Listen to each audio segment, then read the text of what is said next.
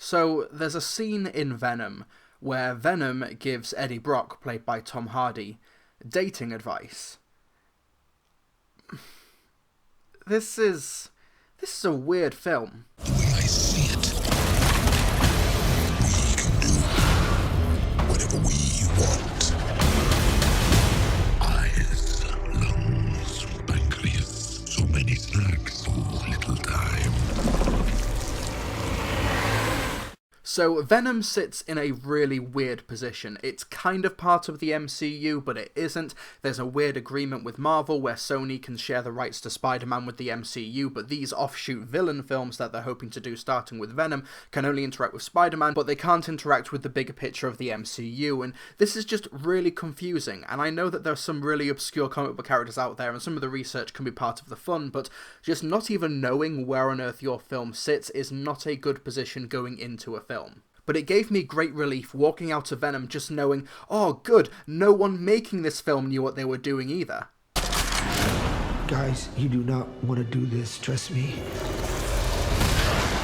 Now don't get me wrong, Venom is not a top-to-bottom disaster like The Amazing Spider-Man 2 or even DC Warner Bros. Suicide Squad movie. It's not remotely on that level, it's still not good, but it's not quite that low bar. But outside of a few really weird and strange set pieces and a couple of interesting isolated moments, there's nothing here I can really recommend purchasing a full price ticket for. But anyway, the plot. We've got Tom Hardy as Eddie Brock, who is a do-gooder investigative journalist, who gets fired from his job when he tries to interview Riz Ahmed, who is a genius inventor and leader of the Life Foundation, an organisation which puts on a very good public front, but apparently behind the scenes is doing dangerous experiments and killing their innocent test subjects. Him getting fired also causes him to split up with his fiancée Anne, played by Michelle Williams.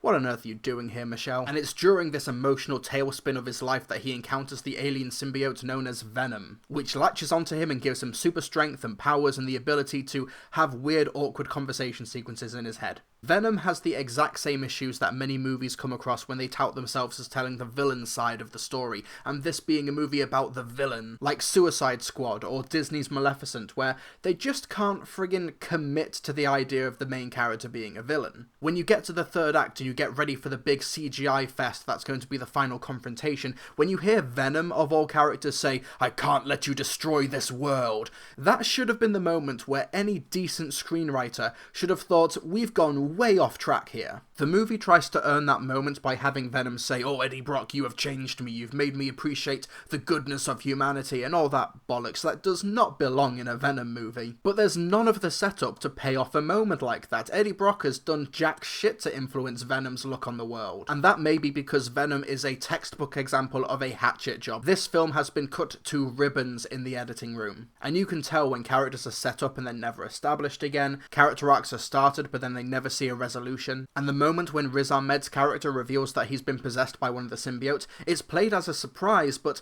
2 scenes earlier we saw him get possessed by the symbiote. Whether or not it was an issue with the edit or the implementation of reshoot footage, either way, the film's a structural train wreck. The tone is all over the place as well. You can tell that the film is trying to be a 4-quadrant blockbuster with action, with horror, with romance, and with drama, but it doesn't hit any of those points effectively. Tom Hardy and Michelle Williams have zero chemistry, the humour is strangely off base, and I don't know if I was meant to be laughing at the film or with it. Although that being said, a scene that took place in a restaurant involving a lobster tank is one of the more memorable things that I've ever seen Tom Hardy do. Say what you will about the man as an actor, he is willing to commit to a role and do whatever the director tells him to do. The action is really tepid, there's just not nearly enough violence or action for the subject matter, and the characters aren't remotely interesting or worth getting invested in, they're just stock archetypes. The moment you see Riz Ahmed's character just break into speech every single time he gets, you just know that at some point Eddie Brock is going to say, "You talk too much."